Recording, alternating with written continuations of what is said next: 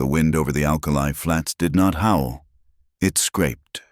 It was the month of March, in the year 1869, and the world between Red Bluff Crossing and Bitter Willow Station was a ruin of gray water and sucking mud. The storm had passed 2 days ago, leaving a sky the color of a fresh bruise and an air so cold it felt like a wet sheet against the skin. Here, in this gray expanse, a wagon lay defeated.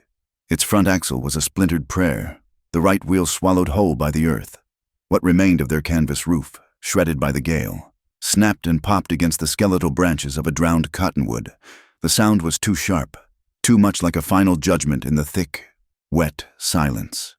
Inside the wagon bed, shielded from the worst of the wind by a single remaining sideboard, Elowen Pike held her daughter.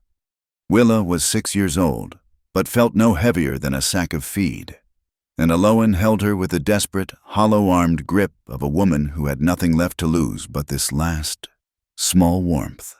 5 days. They had not eaten in 5 days. The hunger had passed beyond simple pain. It was a cold, constant companion, a hollowness that seemed to echo the vast, empty land around them. Elowen's throat was a landscape of its own, cracked and dry, and every swallow was a small agony of dust. Beside her, Willa coughed. It was not a wet, sickly cough, but a dry, hacking snap. It was the sound of a small body with no fuel left to burn. A sound like a dry twig breaking, over and over, each time. Elowen's hand tightened on the girl's back, a useless comfort. Then, a new sound. It was not the wind, and it was not the canvas. It was the rhythmic squelch of hooves in deep mud. Slow, cautious. Elowen's body went rigid. Fear, a sensation colder even than the hunger, shot through her veins. She pulled Willa deeper into the folds of her ruined skirt, her hand clamping over the girl's mouth to smother the next cough. In this land, a stranger was not a reprieve. It was a threat, arriving on horseback. She watched, her eyes wide and burning, as the shape materialized through the gray mist, a lone rider. He was a broad man, his shoulders filling the space in the landscape, his form made bulky by a canvas duster slick with rain. His hat was waterlogged, the brim pulled low, shadowing his face. He stopped his horse a dozen yards from the wagon, the animal a solid bay, well-fed and strong, blowing steam in the cold air. The man sat for a long moment, simply looking. He took in the shattered wheel, the dead fire pit, the woman huddled in the wreckage. When he moved, it was with a deliberate slowness. He swung his leg over the saddle and dismounted, his boots sinking deep into the muck. He did not reach for the rifle scabbard on his saddle. Instead, he raised one hand, palm open and empty. As he took a step forward, Elowen scrambled backward, a dry sob catching in her throat. Her fingers closed around the only weapon she had, the broken iron handle of a cookpot, its edge sharp and rusty. She raised it, her arm trembling from weakness, her eyes locked on his. They were the eyes of an animal cornered, bright with a defiant exhaustion, daring him to come closer. The man stopped. He was close enough now for her to see his face. It was a hard face, weathered by sun and wind, but it was his eyes that held her. They were steady, assessing, and held no trace of malice, just a quiet, tired understanding. A thin, white scar ran from the corner of his left eye down to his jaw, a map of some past violence. He spoke. His voice was low, rough, but it carried in the damp air. "Ma'am." He made no further move toward her. Instead, he turned his back, a gesture of such profound trust, or perhaps indifference, that it stunned her. He walked back to his horse and unladed a heavy leather saddlebag. Elowen watched, the pot handle still raised. As he rummaged inside, he turned back, holding a bundle wrapped in oilcloth. He did not throw it. He walked forward again, stopping just out of her reach, and placed the bundle on the broken stump of the wagon's tongue. Then, he backed away several steps. "It ain't fresh," he said, his voice flat. "But it's real." Elowen stared at the bundle, then at him. The suspicion in her was a living thing, coiled and venomous. but the smell that drifted from the cloth, the scent of salt and yeast, was a more powerful force. Her movement was a desperate, crab-like scuttle. She dropped the pot handle, lunged for the bundle, and tore it open with fumbling, numb fingers. Inside was half a loaf of dark bread. It was dense, dry, and flecked with mold on one edge.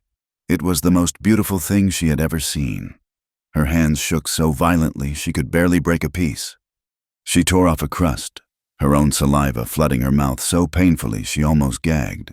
But she did not put it to her own lips. She turned, her back to the man, and pressed the crust into her daughter's hand. "Eat, Willa," she whispered, her voice cracking. "Eat slow." Willa's small fingers closed around the bread. She looked at it, confused, as if she had forgotten what it was for. Then she raised it to her mouth and bit. The child began to cry as she chewed. It was not a loud cry, but a series of quiet, shuddering sobs, her small body overwhelmed by the simple, profound shock of sustenance. She chewed and wept, her gaze fixed on her mother. Elowen watched her, her own hunger a screaming void. Only when Willa had swallowed the last crumb did Elowen tear a piece for herself. The bread was hard, tasting of salt and the faintest hint of tobacco from the saddlebag, and it scraped her raw throat. But it was real. The man had not moved. He stood by his horse, watching them, his face unreadable in the gray light. When they had finished the last of the bread, a silence settled again, different this time. The hunger was still there, but the sharp, desperate edge had been blunted. The man, Calder Rourke, though she did not know his name yet, finally spoke again. "My ranch is at Hollow Creek Wash," he said, gesturing vaguely to the northwest. 5 miles, maybe 6. He paused, letting the words settle. "There's a dry roof, a stove that draws warm. The barn don't leak." Elowen stared at him. 5 miles? It might as well have been the moon. She could not walk 5 steps, let alone 5 miles. He seemed to read her thoughts. "My horse can carry 3, if one is small and the other is light." A dry roof, a warm stove. The words echoed in the desolate chamber of her mind. This land, which had taken her husband, her wagon, and her dignity, had shown her no mercy. The men she had met since Missouri had been hard, or cruel, or, worst of all, weak. This man was a stranger. He had a scar on his face and a quiet in his eyes that spoke of things she could not understand. To go with him was to trade one unknown danger for another. To stay was to die. Her heart thudded against her ribs, a skipping, painful beat of hunger and suspicion. She looked down at Willa, who was now leaning against her, asleep, the crumbs still on her cheek. The choice was not a choice at all. It was merely the next thing. She looked up, meeting the stranger's steady gaze. Her throat worked, but no sound came out. She tried again. The word, a mere breath of air. "I reckon." The man gave a single, short nod, as if this was the only answer he had expected. "Calder Rourke," he said, by way of introduction. He walked forward, and this time she did not flinch. He bent, his hands surprisingly gentle, and lifted Willa from her arms. The child stirred, but did not wake, settling against his broad chest. He walked to the horse and settled Willa in the saddle, small and secure in front of the horn.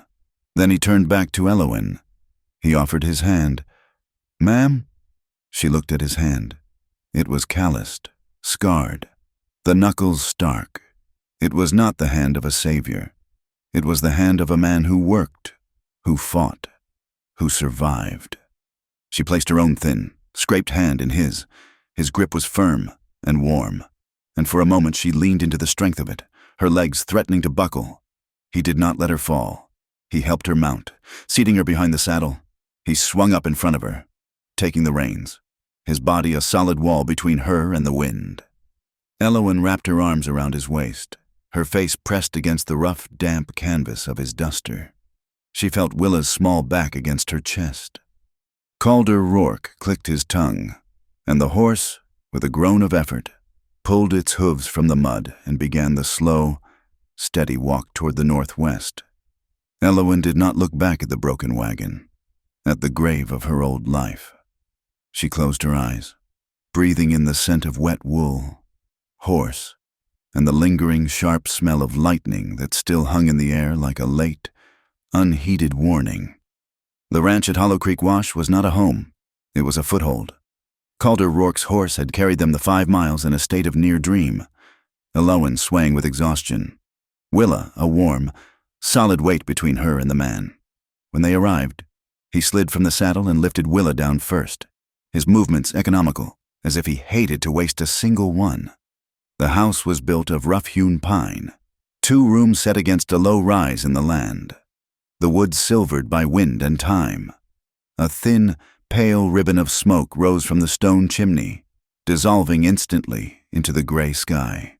50 paces to the south, a long, low barn stood, its roofline straighter than the houses. The only other sound, besides the wind cutting through the dry grass, was the rhythmic scrape and groan of a dry rope on a well pulley. He led them inside. The warmth struck Elowen like a physical blow, a heavy, woolen shock that made her knees buckle. The main room was a kitchen, a living space, a world. A cast-iron stove in the corner radiated a deep, steady heat. There was a rough plank table, 2 chairs, and shelves holding the sparse necessities of a man living alone. A single door led to the second room. "You and the girl take the room," Calder Rourke said. He did not look at her as he spoke, his attention already on Willa, who was staring at the stove as if it were a living thing. "We can take the floor," Elowen said, the words thick in her dry throat. "We won't," she faltered. "We won't be a bother." He turned his head then, his steady gaze landing on her.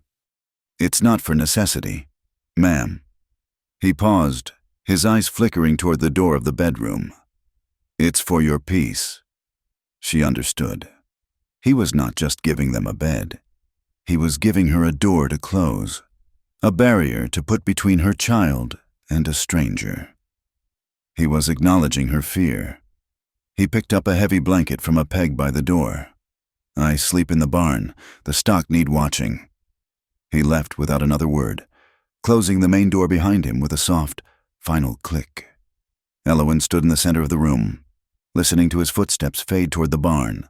The silence that rushed in was absolute, broken only by Willa's small, sharp sigh. She led her daughter into the bedroom. It was small, containing only a wooden bed frame, a washstand with a chipped basin, and a single wooden chest.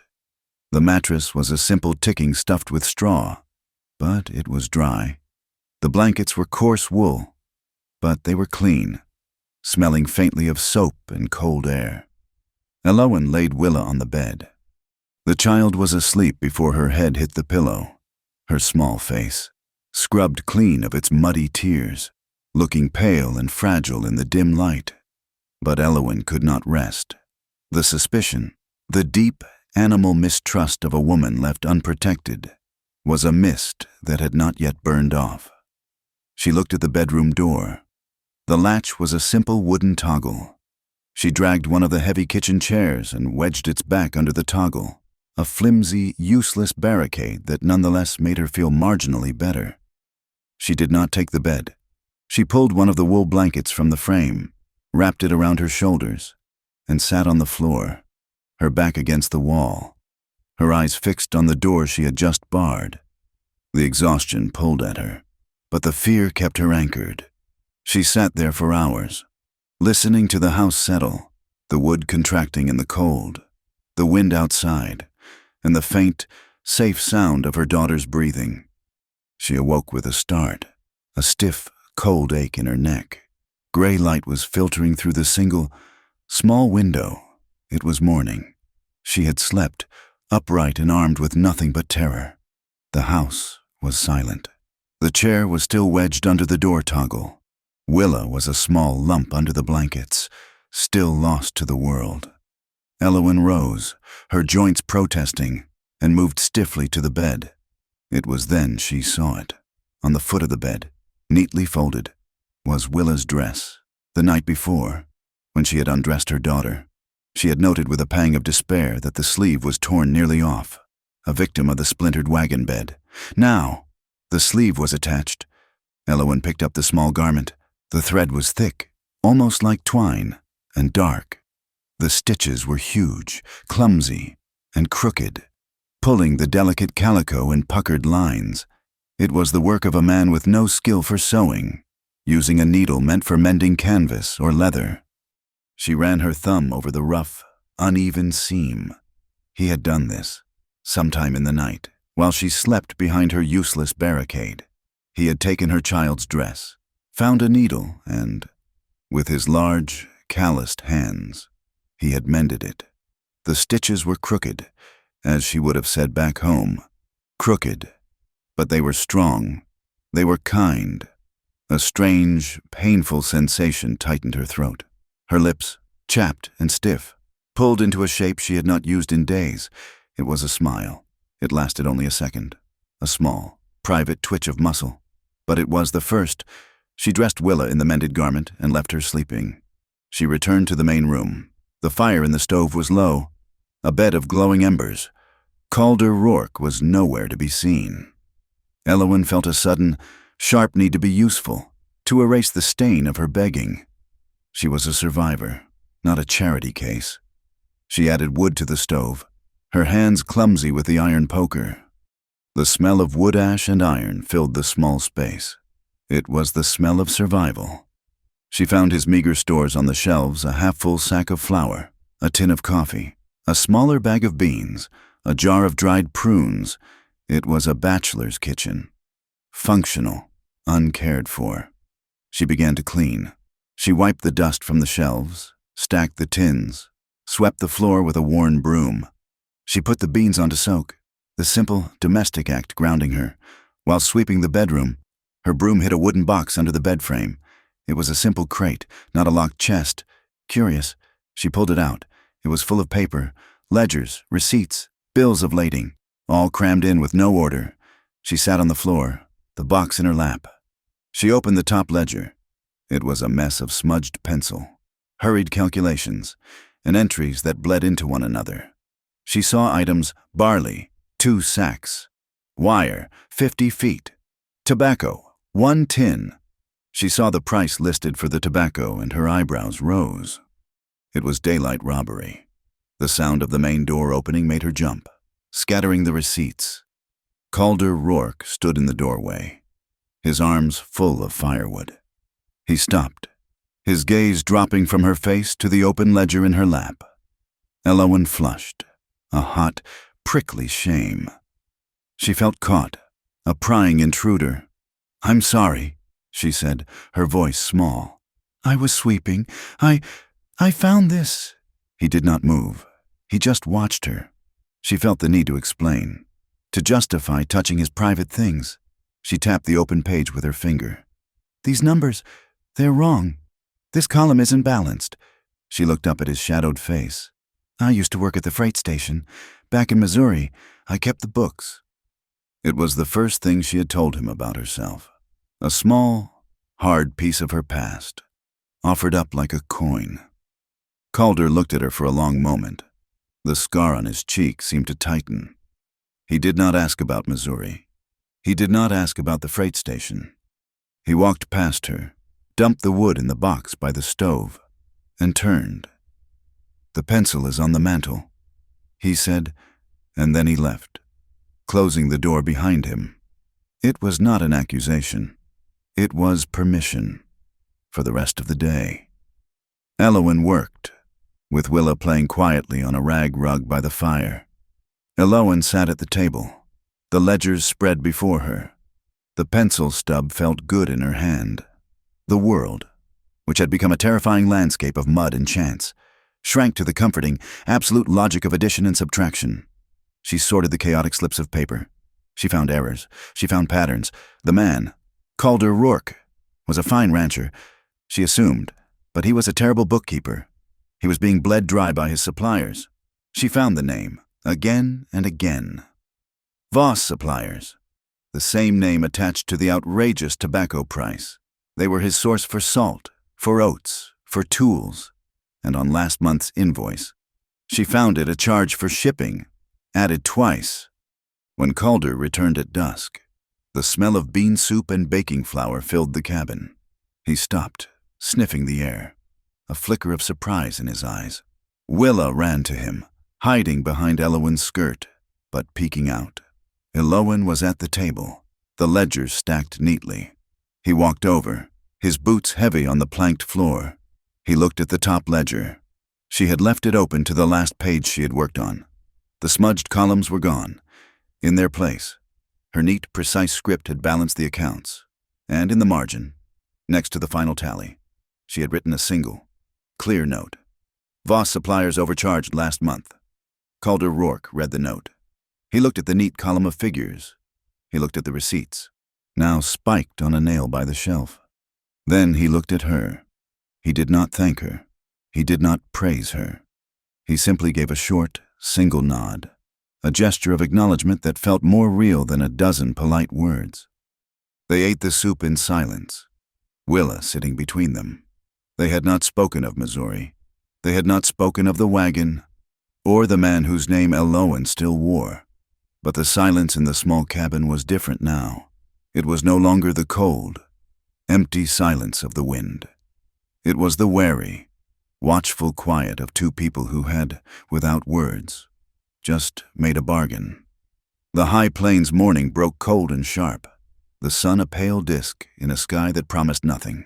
But for Willa, the ranch at Hollow Creek Wash was the first safe place she had ever known. A routine, born of a child's curiosity and a man's patience, began to set. Each morning, after a breakfast of oatmeal that Elowen scraped from the bottom of Calder's supplies, Willa would pull on her small, worn boots. She would wait by the door, a tiny, solemn figure, until she heard the sound of Calder's footsteps moving from the barn to the house for his coffee. As he left, she would follow, her small legs churning to keep up with his long, silent stride. The barn was a cathedral of hay and warm animal breath. It smelled of leather and cured grass and the sharp, clean scent of the horses. Calder's big bay, the one that had carried them, whickered softly when he entered. Willa, who had been taught to fear everything, was at first terrified of the huge, snorting animals. Calder did not force her. He simply went about his work. He moved with a quiet economy, forking hay, checking hooves, his presence as steady as the stone walls of the cabin. On the third morning, he was brushing the bay. Willa stood just inside the barn door, in the square of pale sunlight. "Horses ain't like people," Calder said, his voice low, not looking at her. He spoke to the horse's flank. "They don't know how to lie. They only know what they feel." He held out a curry comb. "They feel everything. They feel if your hand is scared." Willa took a hesitant step. "You don't walk up on a horse," he said, still brushing. "You stand where he can see you. You let him see your hand. You let him come to you." He finished his work and turned to the mare in the next stall, a smaller, gentler-looking sorrel. He held out his hand, palm up, empty. "You offer, you don't take." He held out a small piece of dried apple. The mare lipped it gently from his palm. He looked at Willa. He held out another piece. Willa walked forward, her small hand trembling. She held it out, palm flat, the way he had. The mare's soft, whiskered nose snuffled against her skin. Willa let out a tiny gasp, a sound of terror and delight, as the apple vanished. "Soft!" Calder's voice came from behind her. "Talk soft. Their ears are better than ours." Willa stroked the mare's nose, her touch feather light. "Hello, horse," she whispered. A sound broke from her then, something Elowen had not heard since before Missouri. It was a laugh. It was not a giggle, but a sudden, sharp bark of pure, unthinking joy. It startled the mare, and it startled Elowen, who was standing on the cabin's small porch, wringing out a cloth. Elowen watched, her heart a tight, aching knot in her chest. Her daughter, who she had seen shrink and fade into a pale, silent ghost, was laughing in a barn with a stranger. The sound was like a patch of green grass in a field of alkali dust. Elowen looked down at her own hands, rough and red from the lye soap. She was twisting the worn hem of her skirt. a nervous, restless habit. The fabric was thin, the threads bare. It would not last another washing. Her hope was as fragile as that cloth, and the sound of her daughter's laugh made her terrified that it, too, would rip apart. She turned back inside. She had work to do.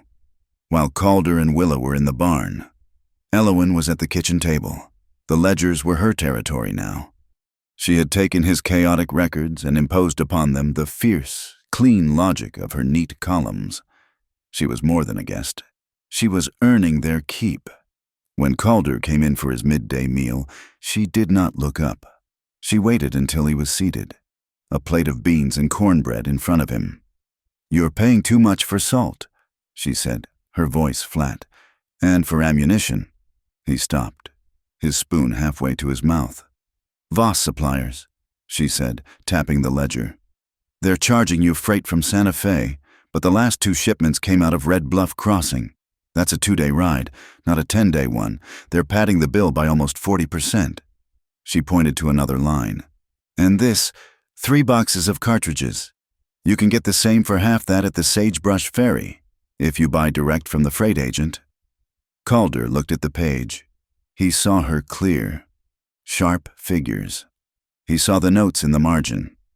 He looked at her, and for the first time, his eyes held something more than just quiet assessment. It was respect, a quiet, unspoken acknowledgement. "I'll be riding to the ferry come Friday," he said. And that was all. The balance in the small cabin had shifted. She was no longer just the widow he had rescued. She was Elowen Pike, who knew how to save a man money.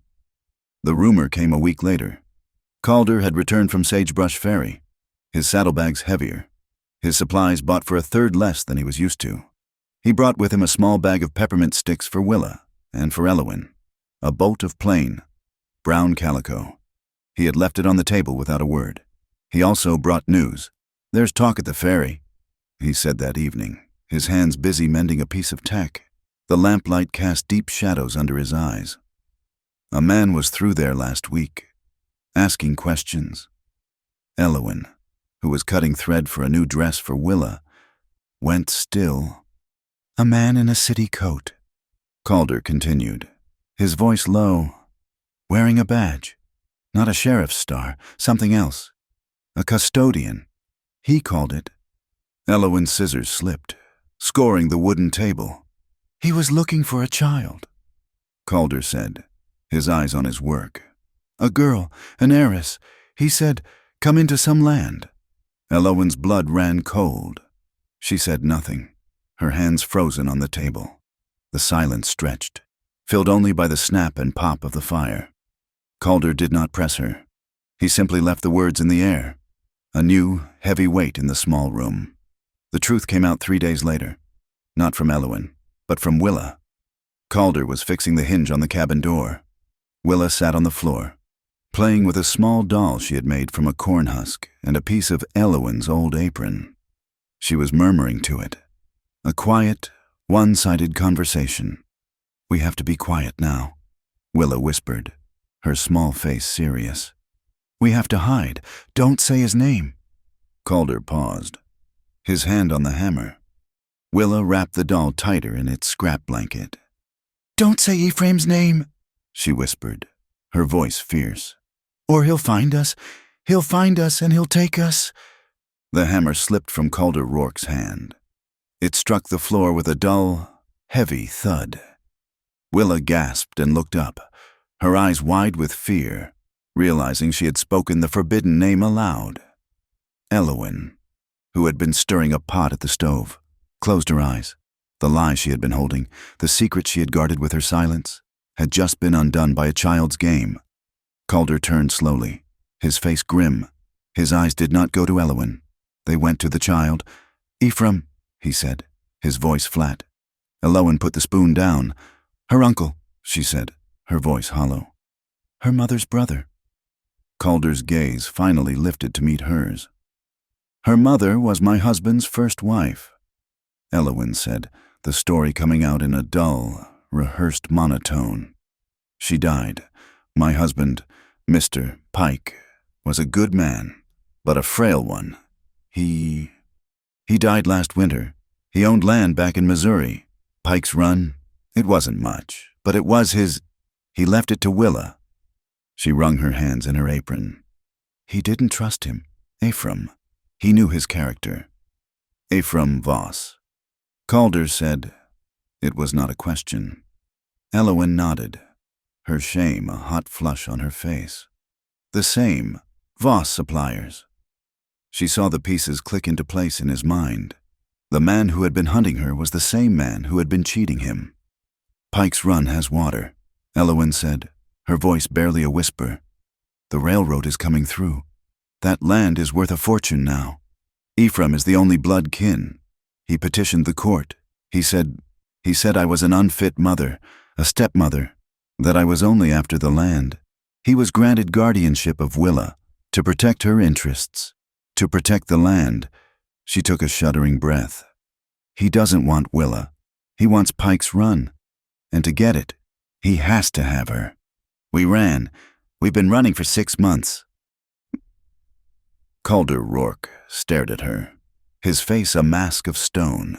He looked at the broken hinge, at the hammer on the floor, at the small girl who was now crying silently into her corn-husked doll. He did not curse. He did not yell. He did not ask her why she had lied. He simply picked up the hammer, finished fixing the hinge, and put on his coat. He left the cabin, and she heard him splitting wood outside, the rhythmic, violent crack of the axe, a punctuation to her confession. That night, Elowen could not sleep. Willa was a warm, breathing lump beside her, but Elowen's eyes were fixed on the sliver of light under her bedroom door. The house was quiet. She heard a noise, a scraping sound from the main room. She slipped out of the bed, her bare feet silent on the cold floor. She crept to the door and eased it open a crack. Calder Rourke was sitting at the table, his back to her. The lamp was turned down low, casting a small, golden circle of light. He had a wooden chest on the table, a long, flat box wrapped in oilskin. It was open. He was cleaning a gun. It was not a hunting rifle. It was a revolver, heavy and dark, its barrel long. It looked like something left over from the war. He worked with a methodical, unhurried grace. He dipped a small cloth in oil and ran it through the barrel, his large hands surprisingly deft.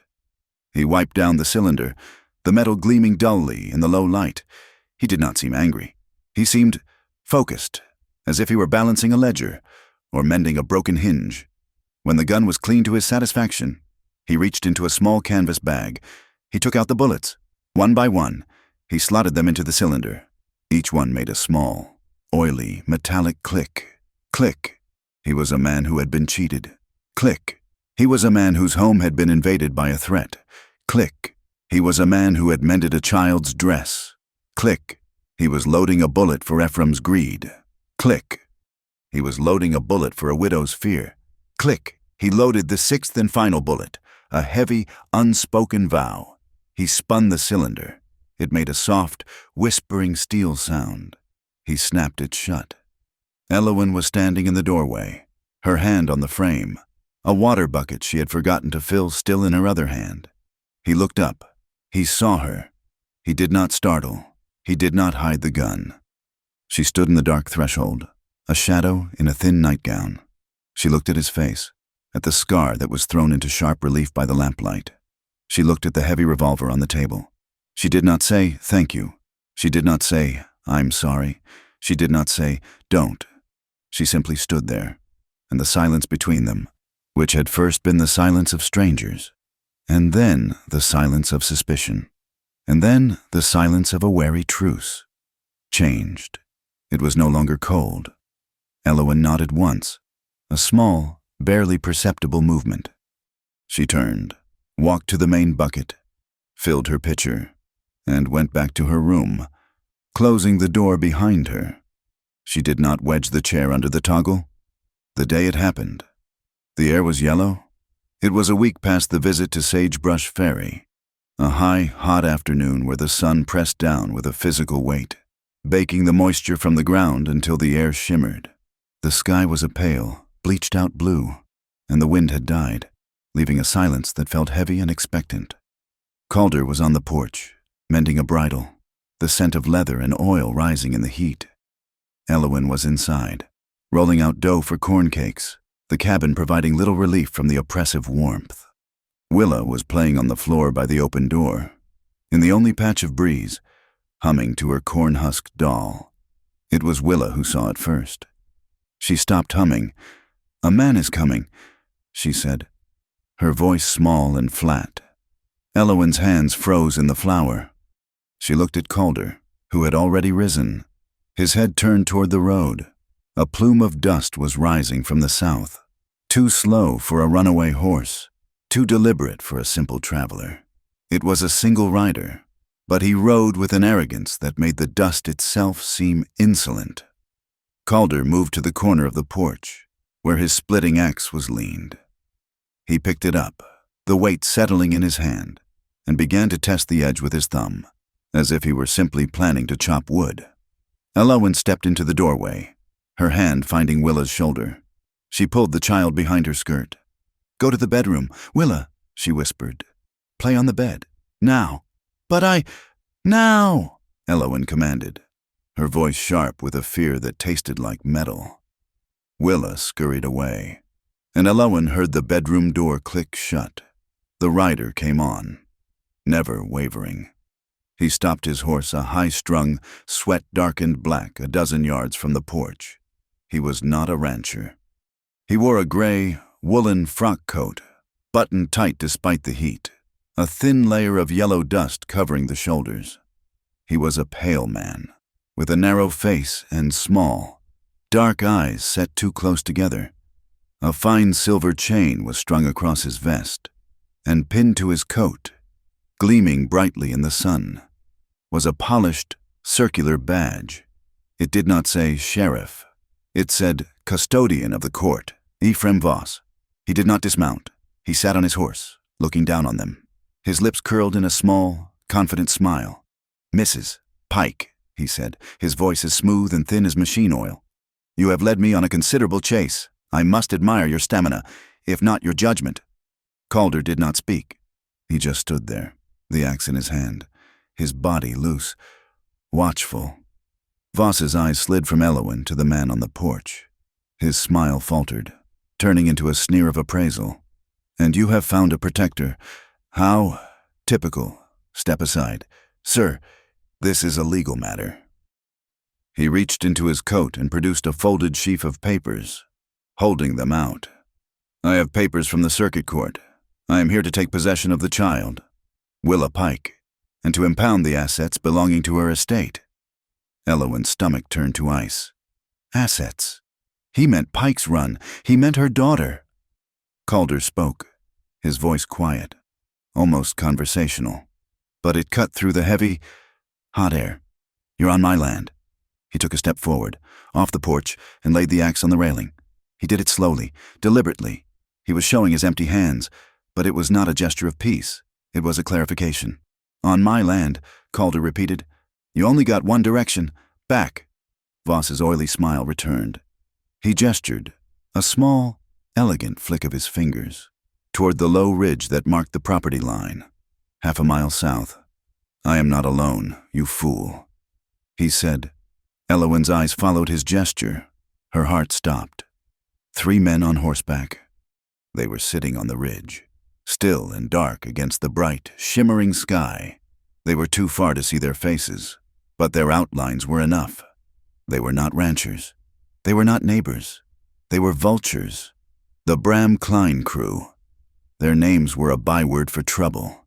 Men who would do anything for $20 and a bottle, and who were rumored to be on Voss's payroll for land protection.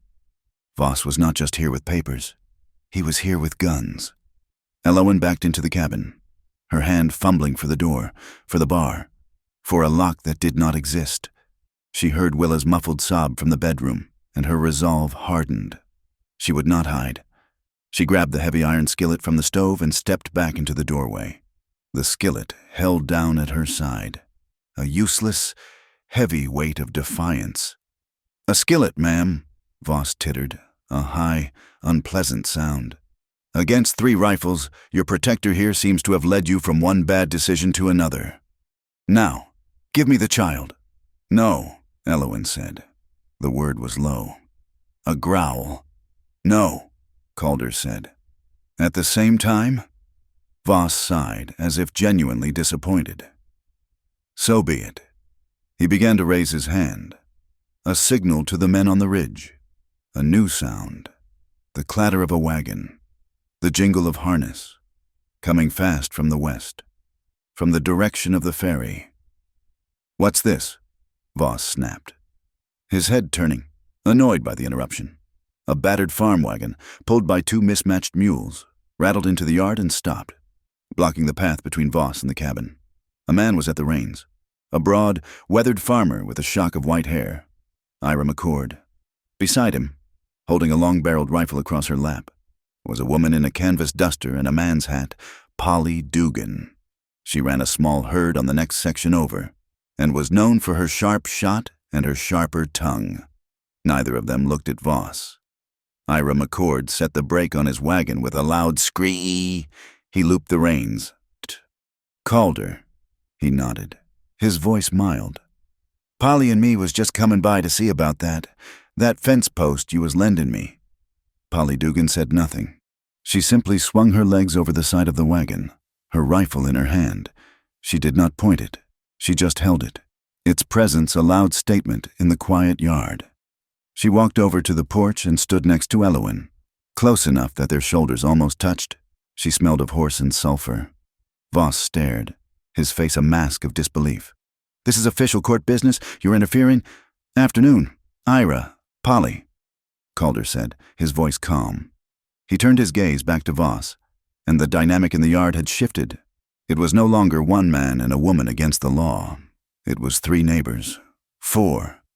Voss looked from Calder to Ira's stony face, to Polly's rifle, to the 3 men on the ridge, who were now looking less like a threat and more like a problem. "This man," Voss said, his voice rising, pointing a finger at Calder, "is harboring a fugitive. This woman is wanted for kidnapping." Calder Rourke took a step forward, planting himself in the center of the dusty yard, halfway between the wagon and the porch. He stood as if he were taking an oath. He spoke slowly, each word a heavy, flat stone dropping into a deep well. He was not speaking to Voss. He was speaking to Ira, to Polly, and to the land itself. "My name is Calder Rourke." He paused. "She," he said, turning his head toward Elowin, who was watching him, her knuckles white on the skillet, "is my wife." Elowin's breath caught, a violent, inward gasp. It was a lie, a magnificent, terrible, brilliant lie. Ira McCord's eyebrows shot up. Polly Dugan's lips twitched. Calder turned his gaze back to Voss, his eyes like chips of blue ice.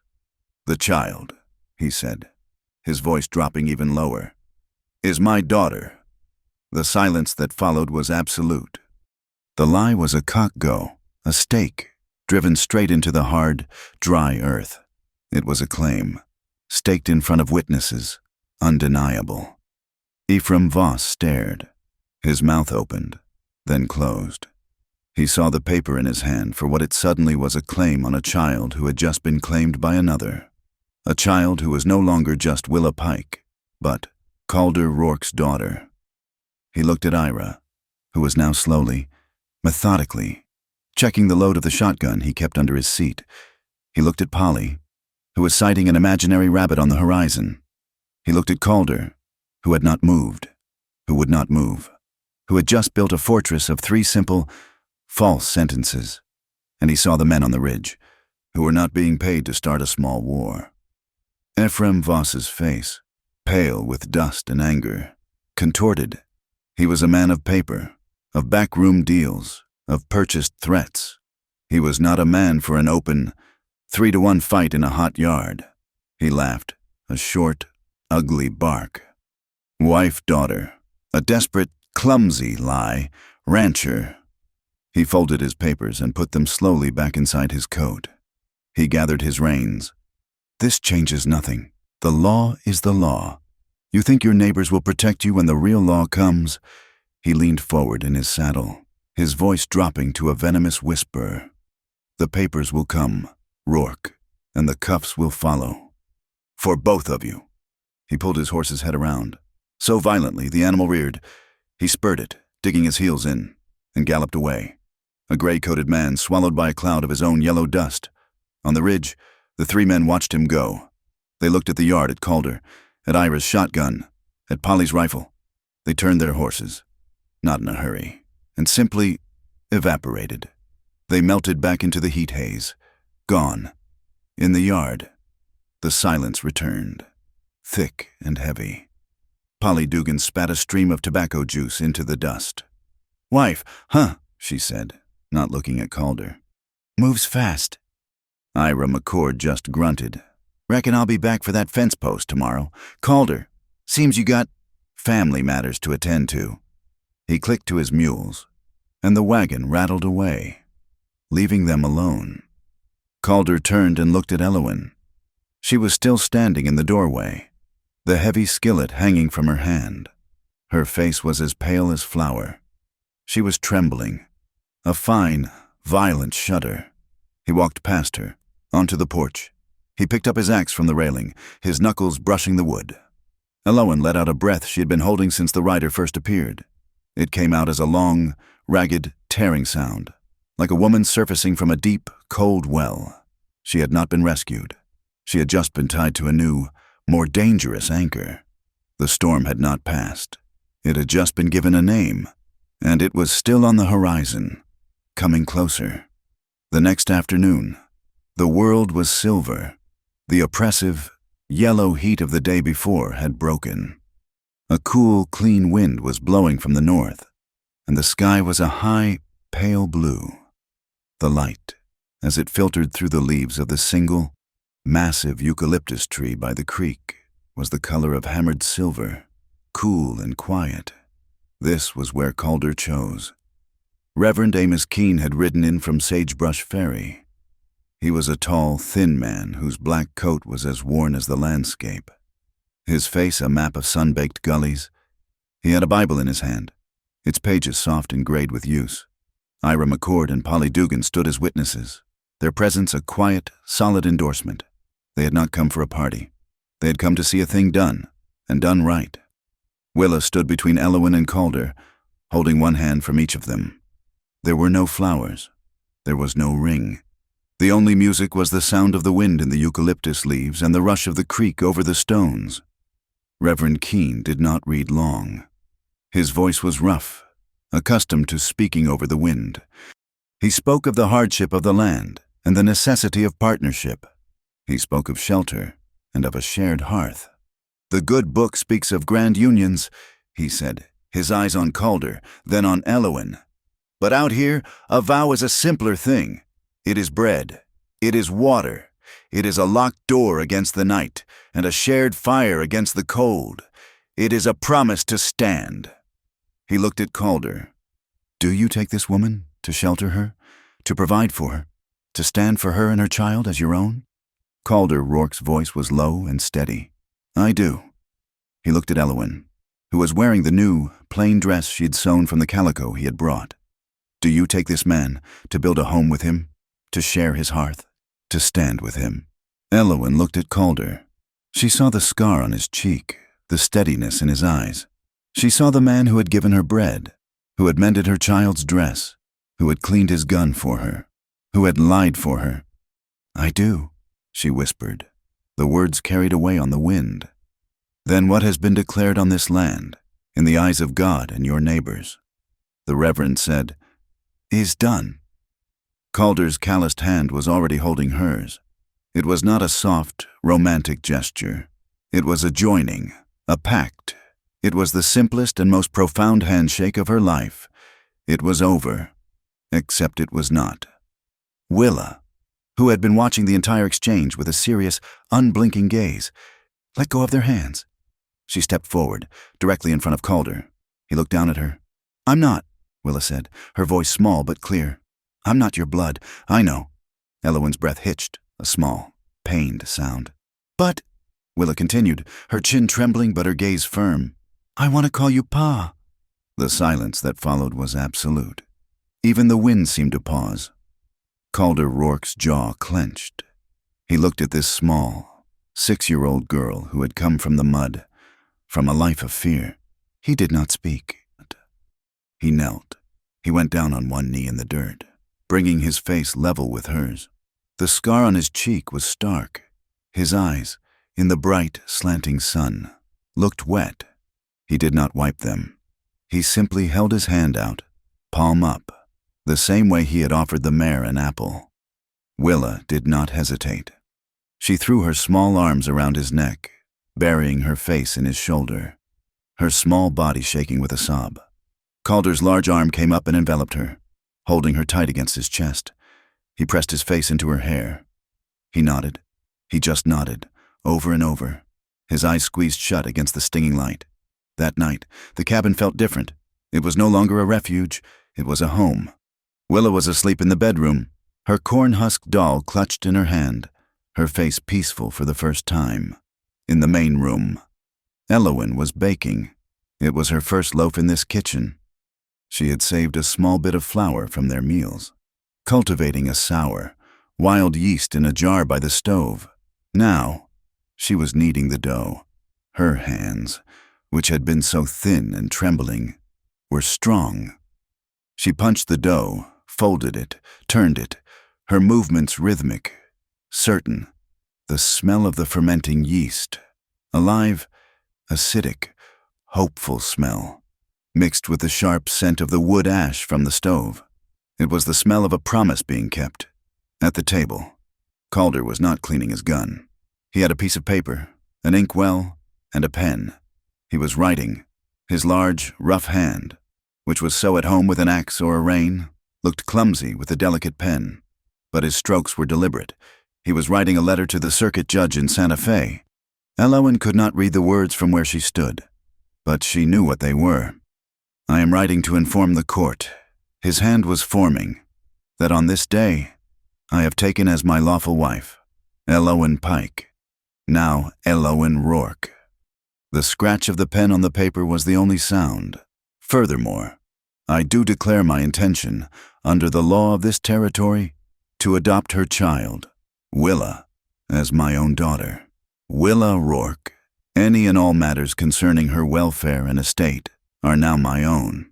He was taking his lie and forging it into a legal, ironclad truth. When he was finished, he sealed the letter with wax. Tomorrow, Ira would take it to the ferry, to be sent with the next post. Calder stood. He took a long, flat piece of pine from the wood box, the one he had been saving. He took his knife. He sat on the porch, in the cool, blue dark, and began to carve. Elowen watched him through the open door as she set her bread to rise. He worked for an hour, the blade making soft, shaving sounds. When he was done, he came back inside. He held it up, in rough, deep letters. He had carved 2 words, Rourke family. It was not painted. It was not polished, but it was real. He took a hammer and a nail and, standing on a chair, he fixed it to the main crossbeam of the cabin, above the hearth. Rourke family. He stepped down. He looked at the sign, then at Elowen. Elowen walked over to him, wiping the flour from her hands onto her apron. She looked up at the wooden plank, then at his face. The smile she gave him was not the broken, twitching smile of the woman by the wagon. It was not the wary, grateful smile of the guest. It was a new smile, slow and a little uncertain, but it reached her eyes. When I was at the freight station, she said, her voice quiet. My husband was sick, a lot, the foreman. He tried to cheat me on the pay, on the weights. He thought I was just a woman. She touched the edge of the kitchen table, her fingers tracing the grain. But I had kept the books, she said, and her face was not one of a victim. It was the face of a survivor, a face of stubborn, quiet pride. I knew the numbers. I knew them better than he did. I made them add up, and I showed him. He never cheated me again. She looked at Calder. I've always known how to make the numbers work. Calder nodded. He understood. She was not just telling him a story. She was telling him who he had married. She was giving him a piece of her strength, to match his. Outside the window, the wind. which had been blowing from the north, shifted. It began to come in from the west, a warmer, softer breeze, carrying the smell of pine and distant rain. Inside the cabin, by the light of a single lamp, under a newly carved sign, 3 people, who had been adrift, had just changed their stars. The summons arrived on a Tuesday, delivered by a bored-looking deputy who rode in from Red Bluff. It was not a reply to Calder's letter, it was a counterattack. Ephraim Voss had formally filed a motion, and the circuit judge in Santa Fe demanded their presence. "He's received competing claims," the deputy said, pushing his hat back. He was not unkind, just tired. "The judge wants to see all parties. That's you, Mr. Rourke, Mrs. Rourke, and the child." Elowen's hand tightened on Willa's shoulder. "You have," the deputy said, checking his notes, "7 days. If you fail to appear, the court will issue a default judgment in favor of Mr. Voss. 7 days. 168 hours. The words hung in the air like a death sentence. "We'll be there," Calder said, his voice flat. He took the papers. The deputy nodded. "It's a hard ride, sir, especially through Coyote Notch." They left before dawn. The horses were too slow, too exposed. They took the sturdy buckboard wagon, loaded with the barest necessities, the sealed legal papers, the ledger book Elowen now guarded, water and ammunition. Willa was bundled in the back, shielded by blankets. Calder drove, Elowen beside him, the loaded revolver resting on his lap, covered by a cloth. Coyote Notch was a scar in the earth, a high, narrow pass that cut through the mesas. The road was barely wide enough for the wagon, the sides rising in steep, red rock walls. On their left, a sheer drop to a dry arroyo, hundreds of feet below. On their right, the cliff face, and on the cliff face, a wooden bridge, spanning a deep side canyon. It was the only way across. They were halfway over the bridge, the horses' hooves echoing on the thick planks. When the sound began, it was not a gunshot, it was a rumble, a low, thrumming vibration that came through the wood, through the soles of their boots. Calder pulled the horses to a stop. "What is—" "Khalood!" Elowen screamed, pointing back the way they came. At the mouth of the pass, silhouetted against the bright morning sky, were 3 riders, the Bram Klein crew. They were not shooting, they were working.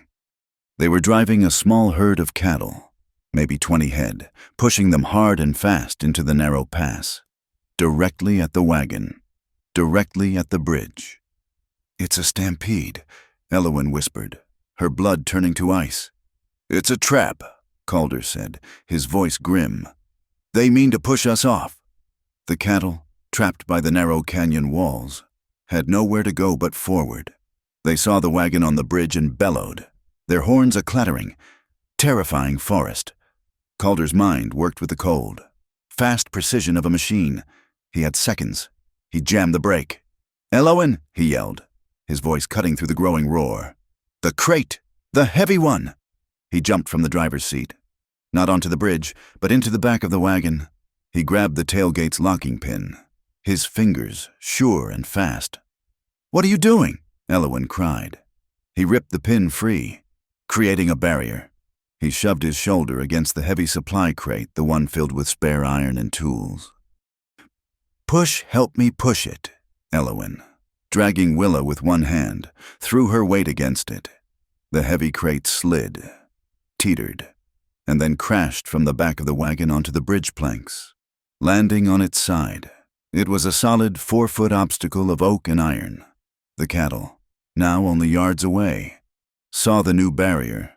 The lead animals tried to stop, their hooves sliding, creating a panicked, bellowing logjam.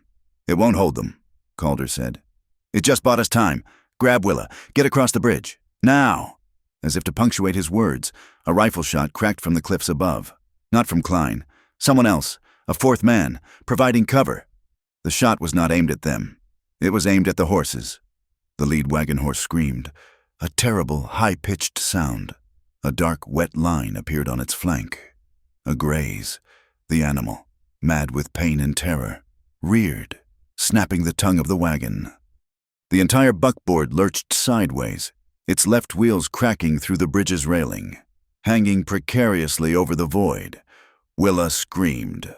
"Go!" Calder roared, shoving Elowen.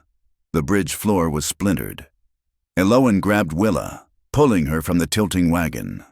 The only path to the other side was a single, narrow plank that ran along the far edge, a space barely a foot wide, high above the arroyo. "Don't look down. Willa," Elowen commanded, her voice shaking but fierce. "Hold my hand. Walk." Calder was right behind them. He did not run. He walked backward, the heavy revolver in his hand, aimed at the mass of cattle and, beyond them, the Klein crew. Another shot pinged off the crate. "Keep moving," Calder ordered. Elowen felt the planks shake as the cattle finally surged, pushing the heavy crate, shoving the dying wagon. The wagon slipped, tilted, and then fell, cartwheeling into the canyon below. Taking the screaming horses with it, they were stranded. They reached the far side just as the first of the cattle, their momentum broken, milled in confusion on the damaged bridge. Klein and his men were pulling up, realizing their trap had failed. "Down here," Calder said, pulling Elowen and Willa off the road. Down a steep shale embankment, they slid and tumbled, landing in a cloud of dust at the bottom of a deep, dry cut. "Where are we?" Elowen gasped, her lungs burning. "The new railway," Calder said, pointing. Laid in the gravel at their feet were two parallel lines of iron, gleaming in the sun. They had abandoned the road only to find the future, and then they heard it, a high, lonely whistle. "A train," Willa whispered, her eyes wide. "A slow one," Calder said, his eyes scanning the tracks. "Uphill grade, a logger." It came around the bend, a small engine pulling a long line of flatbed cars loaded with massive pine logs, chains biting deep into the wood. It was moving barely faster than a man could run. As it drew level, a figure stood up on one of the flatbeds, a rifle in her hand. It was Polly Dugan.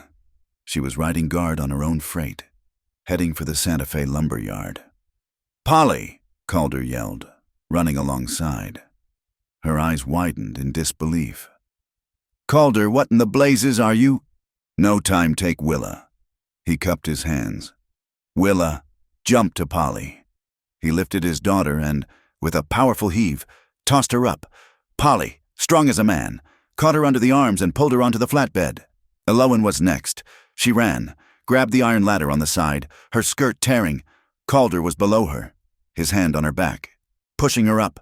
"Go!" She scrambled onto the car, Polly grabbing her arm and hauling her to safety. Calder grabbed the last rung as the train began to pick up speed. He swung himself up, rolling onto the car, his chest heaving. From the bridge high above, one of the Klein brothers fired a single, frustrated shot, the bullet whining harmlessly over their heads. Polly Dugan handed Calder her canteen. "Rourke," she said, with a dry sort of admiration, "you do not make for quiet neighbors." They arrived in Santa Fe 2 hours later, covered in soot, dust, and splinters. They had no money, no horses, and their clothes were torn, but they were alive, and they were on time. The courthouse was a different kind of battlefield. It was clean, quiet, and smelled of polish and old paper. A thin, precise clerk sat behind a high desk, his gaze dismissive as he took in their ruined appearance. "We are here," Elowen said, her voice hoarse, "to see the judge. We are the Rourke family." The clerk looked down his nose. "The judge is hearing motions. You are. We are on his docket." Elowen insisted. She slapped the ledger, the one she had saved, on his desk. "And we have our proof." Indeed." Ephraim Voss stood in a nearby doorway. He was clean. He wore a new city suit. Beside him stood a lawyer, a man with a heavy gold watch chain and a predatory smile. "This is the woman, officer," Voss said, not to them, but to the clerk. "Elowen Pike, the kidnapper." "That is not my name," Elowen said, her voice shaking with a cold rage. "My name is Elowen Rourke. A legal fiction." The lawyer purred, stepping forward. "We have a writ from Missouri, Your Honor," he said, addressing the clerk as if he were the judge. "Confirming Mr. Voss's custodial rights. This marriage," he waved a hand at Calder, "is a desperate, last-minute sham designed to interfere with the court." He read from a legal statute, his voice droning, about the penalties for custodial interference.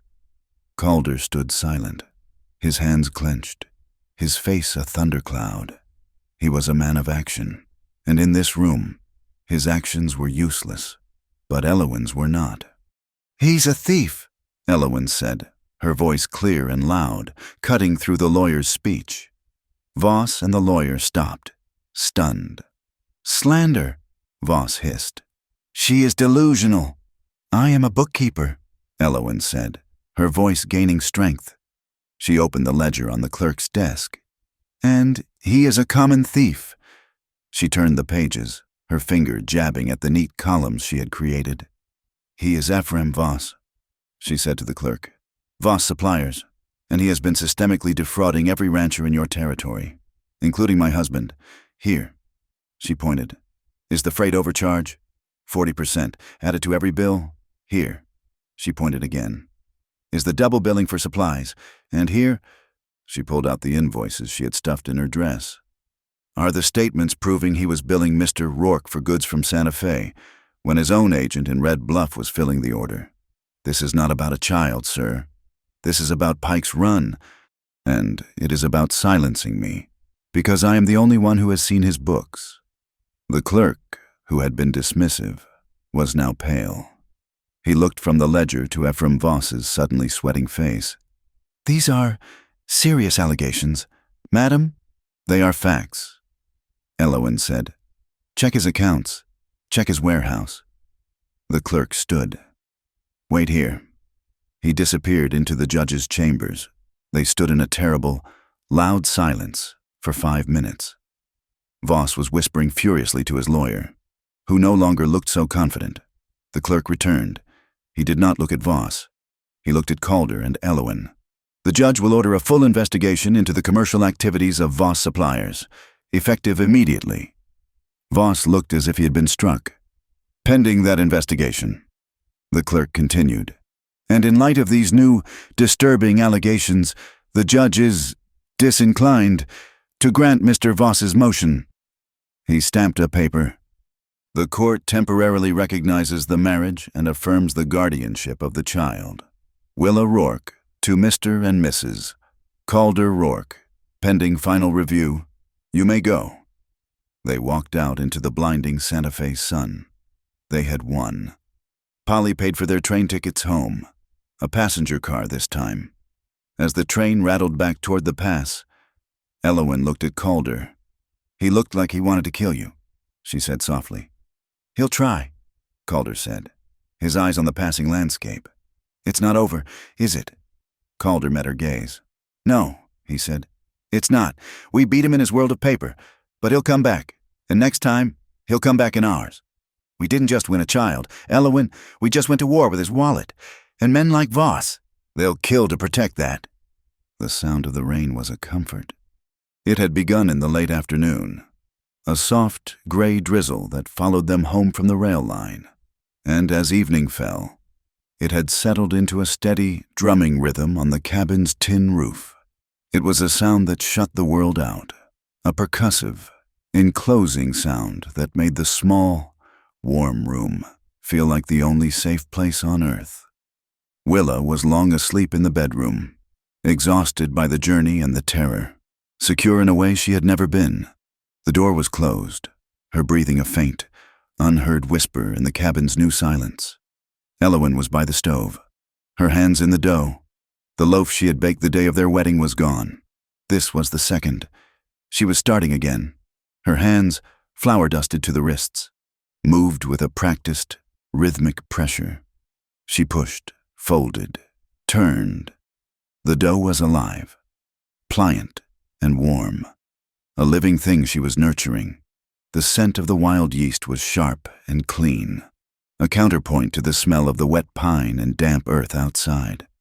At the table, Calder sat, the oil lamp casting a circle of soft, yellow light. He was not writing. He was not cleaning his gun. He was just sitting, his large hands resting on the pine table, his gaze fixed on the fire glowing through the stove's small grate. The rain drummed. Tack, tack, tack, tack. "He'll be back," Elowen said, her voice quiet. She did not need to look at him. She was speaking to the room, to the rain, to the man who was now her husband. Calder did not move for a moment. Then he nodded. "He will. He'll try to take this," she said, her hands stilling in the dough. "The ranch, not just Willa. He will try to ruin you for standing with me. It's not just my ranch anymore," Calder said. His voice was low, rough, like gravel. "It's ours." He said the word, ours, with a flat, simple certainty. It was not a romantic declaration. It was a statement of fact, as solid as the iron stove. Elowen's hands began to move again. Push, fold, turn. She felt the name he had given them. Rourke. As a physical weight. It was a shield, but it was also a target. The sign he had carved, Rourke family, still hung on the beam, the wood dark in the firelight. "I am sorry for that," she whispered. "I brought this to your door." He looked up then. His eyes, in the lamplight, were not hard. They were just tired. "You did not." "He did. Voss, he was stealing from me long before you got here. Elowen, you just gave the thievery a name. You gave me a reason to fight it, instead of just letting it bleed me dry." He stood, and the small room seemed to shrink. He moved to the stove, holding his hands out to the warmth. He was stiff, his movements slow. "You're hurt," she said. It was not a question. He had rolled from the train car, taking the impact on his shoulder and side. In Santa Fe, he had stood so straight, a pillar of unbending strength, that she had not let herself see it. Now, in the soft light of their home, she saw the dark, faint bruising on his neck, and the way his left arm hung just a little too stiffly at his side.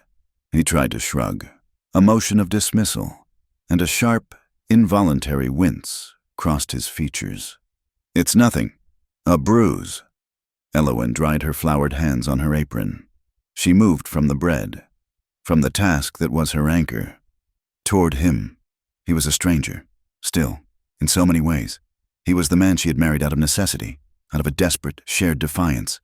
She stood before him, close, but not touching.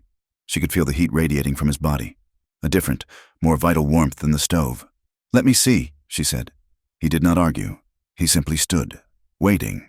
Her hand, which had been so weak by the broken wagon, which had trembled as she mended a child's dress, was steady now. She raised it. She did not touch him immediately, but held it in the space between them. A question. He nodded. A single, short dip of his chin. She laid her palm on his shoulder, on the rough wool of his shirt. Beneath the fabric, the muscle was knotted, hard and hot with injury. He flinched, but did not pull away. Her fingers were light, exploring the shape of the bruise. "You hit the ground hard." "The ground is always hard," he said, his voice quiet. Her hand, which had been a question, now became an answer. It gentled. Her fingers, which had been probing, now simply rested, offering comfort. The flour on her skin was a pale, soft dust on his dark shirt. She felt the trembling start, not in him, but in her own hand, a fine, post-battle tremor. But she did not pull away. She let it be steady. He looked down at her hand on his shoulder. Then he looked at her face. The lamplight was soft on her features, catching the line of her cheekbone, the faint dusting of flour on her temple, the weariness in her eyes. But it was not just weariness. There was a strength there that had been forged in the last few weeks, a strength that matched his own. The distance between them, which had been filled with the sound of the rain and the crackle of the fire, was now filled with something else.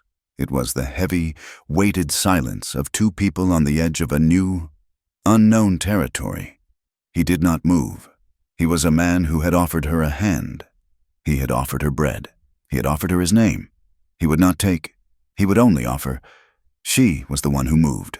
She leaned in, her eyes on his, her hand still warm on his shoulder. It was a fractional, almost imperceptible shift, but it was enough. His head bent. His lips met hers. It was not the desperate, frantic kiss of a storybook. It was slow. It was uncertain for half a second. And then it was sure. It was a kiss of profound, staggering relief. It was dry and warm, and tasted faintly of the salt from her hands and the wood smoke in his clothes. It was a question. Are we safe? It was an answer. Yes, here. Together. It was the first breath she had taken since Missouri that did not taste of fear. The kiss ended as slowly as it had begun. He did not pull her close, nor did she pull away. She simply rested. She let out a long, shuddering breath and leaned her forehead against his chest, right below the place her hand still rested. She felt the solid, steady beat of his heart under her ear, a rhythm as constant as the rain on the roof. She smiled, and then, to her own surprise, a single, hot tear escaped and slid down her cheek, dripping onto his shirt. She was not sad. She was not afraid. She was, for an incalculable moment, simply home. She felt his hand, his large, calloused, hesitant hand, come to rest on her back. It was a gesture of infinite respect, his palm flat and warm, not pulling, just there, just holding. He was waiting. She nodded against his chest, a small movement, but he felt it. She drew in a shaky breath and slid her arms around his waist, her floured hands pressing into the small of his back. She pulled him closer, and she felt his arm close around her, his other hand coming up to rest on her hair. They stood by the stove, two quiet, damaged people, locked in a simple, discreet embrace. The light from the fire was warm on their faces. They did not speak. There were no words for this. There was only the sound of the rain, the steady beat of his heart, and the warmth of the bread, rising in its bowl on the table. A silent, living promise. The small, single window of the cabin, which looked out onto the dark, wet night, began to fog with the warmth from the room, with the steam from two people breathing the same air. The glass misted over, blurring the world outside, leaving only the image of a shoulder, trembling slightly, and a room filled with the scent of bread and rain. The morning broke clear and clean. The world smelled washed, the air sharp and cold. Willa was the first one out, bursting from the cabin door, her energy renewed. She stopped dead on the porch. Mama Pa, Elowin and Calder came out, mugs of coffee in their hands. Hanging from the thickest crossbeam of the porch roof was a swing. It was small, perfect for a 6-year-old. The seat was a smooth, sanded piece of pine, the one he had been saving for the last. The ropes were new, thick and strong. It swayed gently in the morning breeze. Willa approached it as if it were a holy thing. She touched the rope. She ran her hand over the smooth, light wood. "Is it?" she whispered. "Is it for me?" Calder, leaning against the porch rail, just nodded. "Reckon it is." Willa climbed on, her small legs pumping, and with a squeal of pure, unadulterated joy, she swung out, up into the bright, clean air. "Look, I'm flying." Elowin watched her daughter, her face a mask of quiet wonder. She had never seen her child so free. She moved to stand beside Calder, their shoulders not quite touching. She looked at Willa, pumping her legs, laughing as she flew back and forth, her small, mended dress fluttering. Elowin raised her hand, not to his shoulder, but to his chest. She laid her palm flat against his shirt, over his heart. She felt the steady, slow, powerful beat. Thump, thump, thump, thump. It matched the rhythm of the swing. He looked down at her, and she looked up at him. She smiled, a real, full, unguarded smile. They had made it. They had survived the long, cold winter of their pasts. This, now, was the first day of spring. The paper arrived by the end of the month. It was not a summons this time, but a thick, formal envelope delivered by the same weary deputy from Red Bluff. He seemed surprised to be delivering good news, and tipped his hat to Elowin as he handed it over. "Looks official, ma'am," came on the last stage. Calder took it. He did not open it quickly. He turned it over, his thumb tracing the heavy red wax seal of the Santa Fe Circuit Court. It was a symbol of a world that had, until now, only ever tried to crush them. He broke the seal with his knife. Elowen stood beside him, her hands twisting in her apron, Willa hiding behind her skirt, peeking out. He unfolded the document. The language was dense, full of wherefores and aforementions, but the last paragraph was simple and clean and brutal in its finality.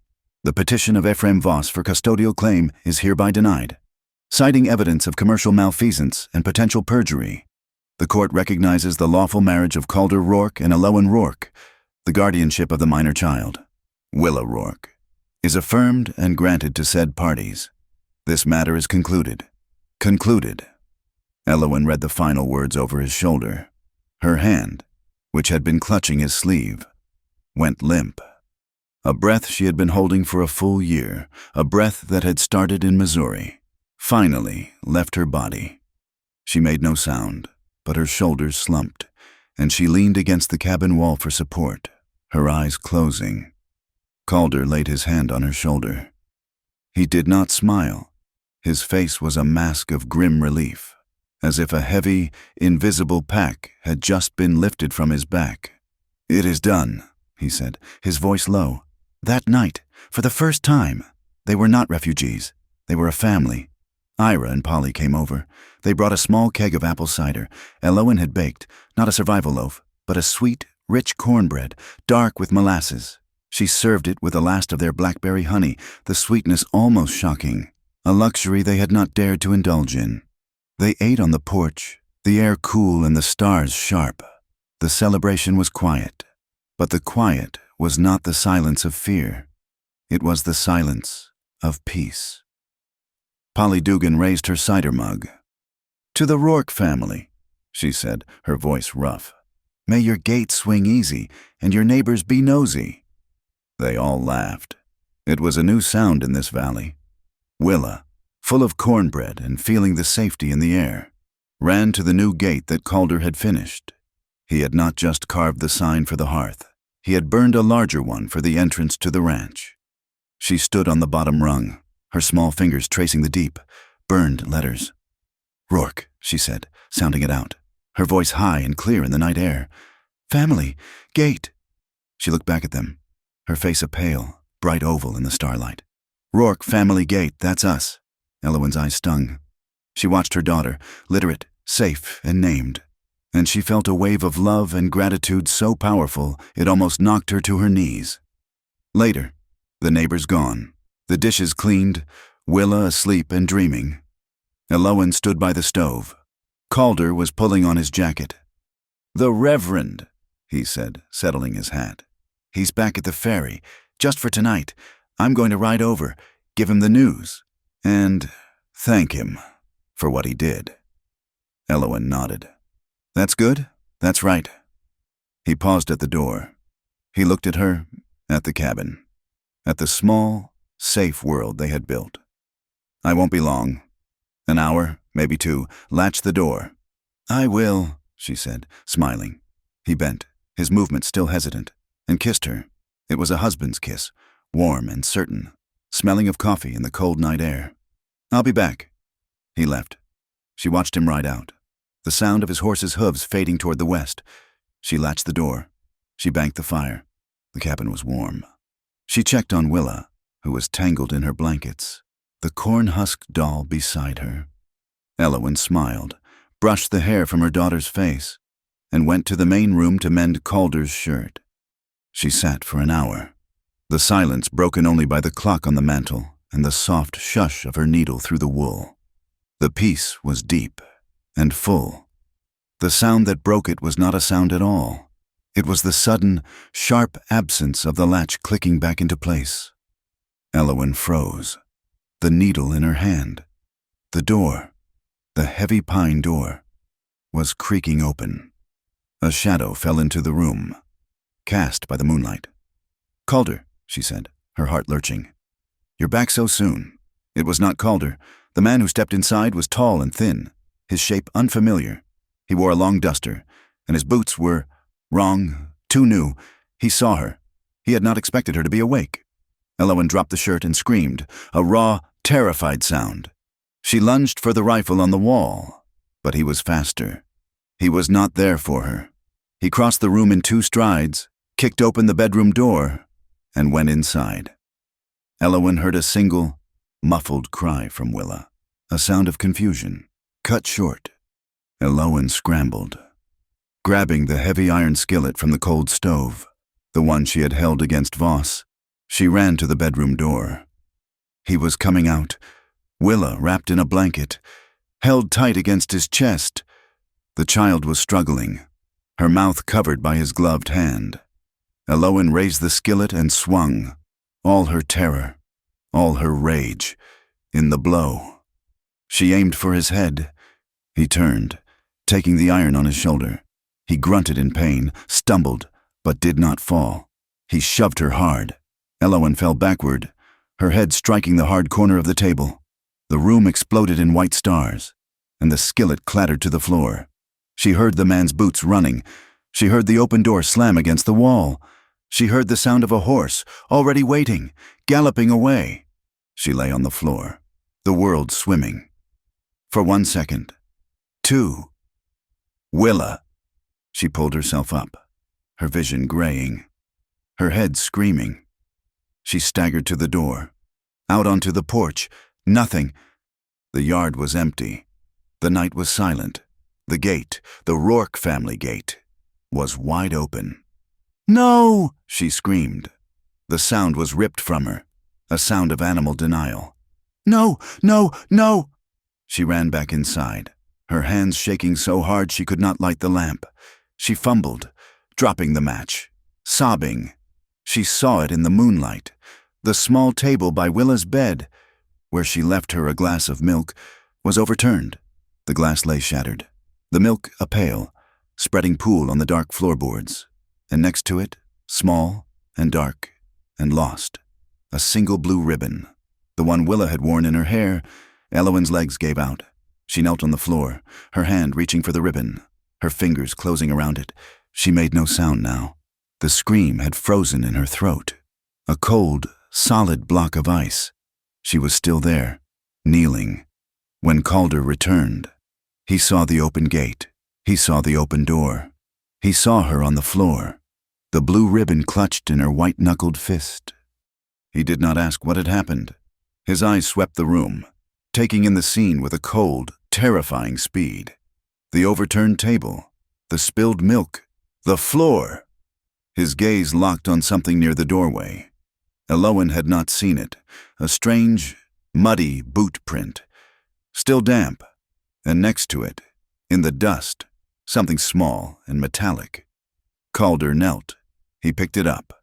It was a badge, a cheap, tinny thing, not a real lawman star. A custodian badge, just like the one Voss had worn, but on the back, scratched crudely into the tin, was a single name, Klein. A terrible, soft sound came from Calder's throat. He straightened. Elowen looked up, her face a mask of brokenness. He took her," she whispered. Calder did not speak. He walked to the wall and took down the heavy revolver, the one from the war. He checked its load. He walked to the peg and took down his rifle. He went to the porch. "Elowen," he said, his voice flat, "dead and terrible. The black," she understood. Not the gentle bay, not the farm mule, the black, the stallion he half dreaded, the one he called Midnight, a fast, mean, tireless animal. She stumbled to her feet, her body moving on instinct, and ran to the barn. While he saddled the stallion, she moved. She did not wait. She would not be the woman left behind. "She is our child," she said, her voice a low, ragged growl. She ran back to the cabin. Polly Dugan had left her rifle, the long-barreled one, in the corner. "In case of trouble," she'd said. Elowen grabbed it. It was heavy and real. She took a box of cartridges. She looked at her thin house shoes. Useless. She grabbed a handful of rags, tore them, and began stuffing them into the toes of Calder's old, worn-out work boots. They were too big, but with the rags, they would hold. When she came out of the cabin, her hair wild, the rifle in her hand, the huge boots on her feet. Calder was on the black, the horse already sensing the rage in its rider, snorting and dancing. He looked at her. He did not tell her to stay. He did not tell her it was dangerous. He just reached down his hand. She put her foot on his, and he pulled her up, seating her behind him, her arms clamping around his waist, the rifle held across her lap. He turned the horse. He did not take the road. He cut north toward the high, broken country. "How do you know?" she shouted against his back. "The boot print," he yelled over the wind of their passage. "It's fresh, but it's drying. The horse dung at the gate, still wet. They are not fast. They are not running. They are leading.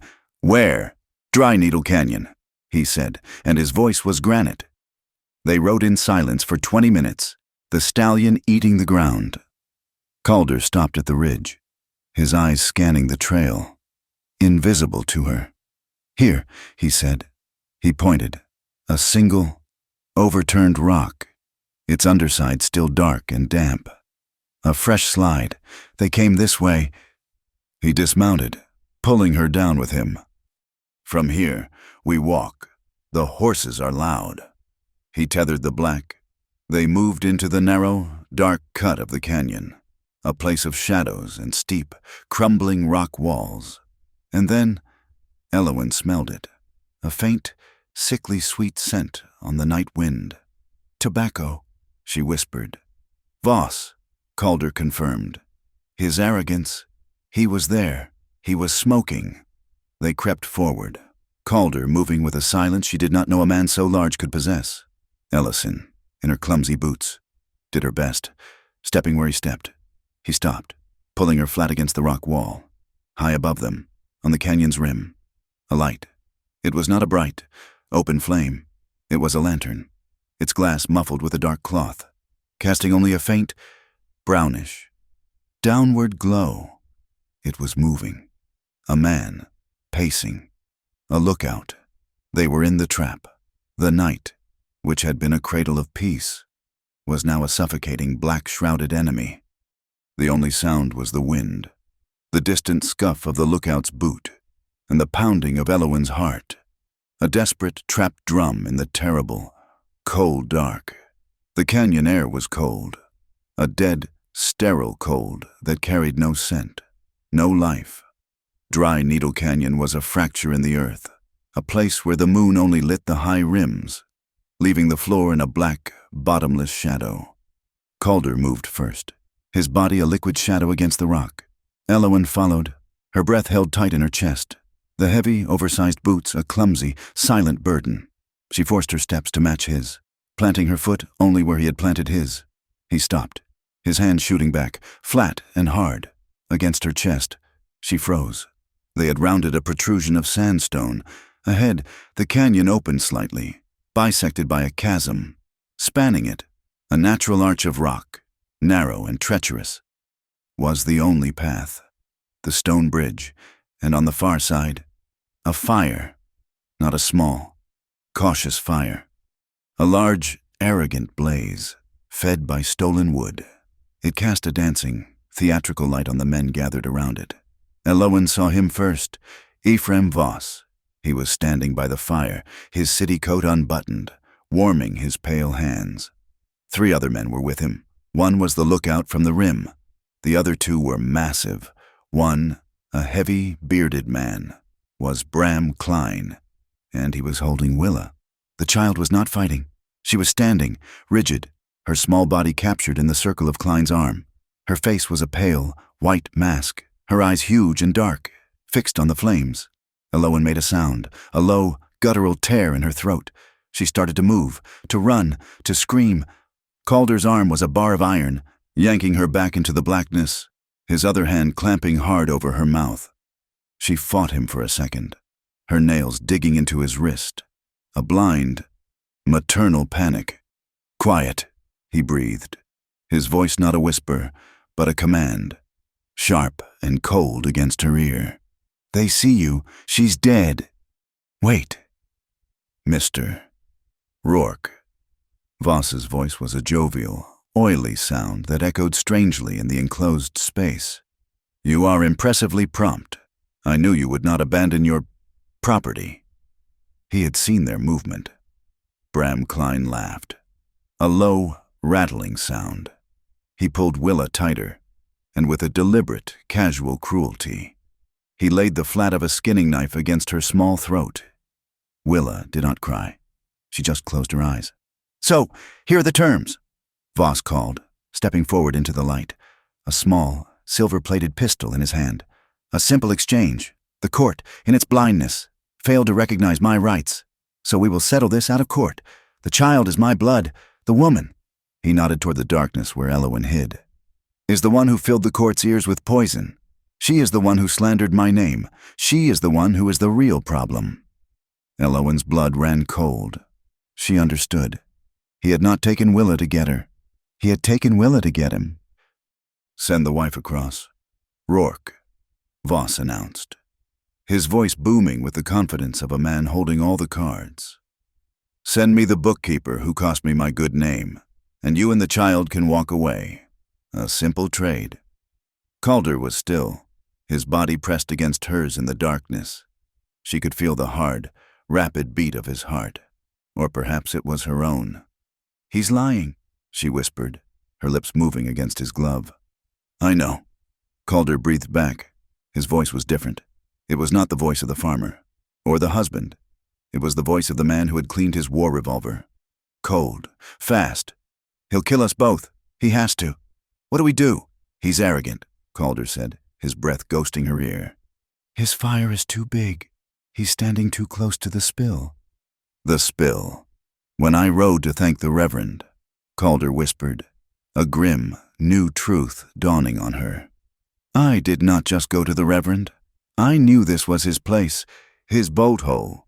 I rode here first. I left a welcome, a full can of lantern oil, in that patch of dark gravel he's standing on. He thinks it's water." Elowen's mind reeled. He had been planning this. He had known. "Listen to me," Calder said, his grip tightening on her arm, forcing her to focus. "To the left of the bridge, do you see the shadow? It is a shepherd's path, a narrow ledge. It runs along the canyon wall and comes out behind him." She peered. She saw it, a black, ribbon-like line against the rock. "It is high," she whispered. "It is narrow," he corrected. "Like the stairs at the freight depot. You know how to walk a narrow place. You know how to keep your balance." He was giving her back her own strength. "I am going to step out," he said, his voice a low, fast engine. "I will make him talk. All of them. They will watch me. They will not watch the shadows. You will move.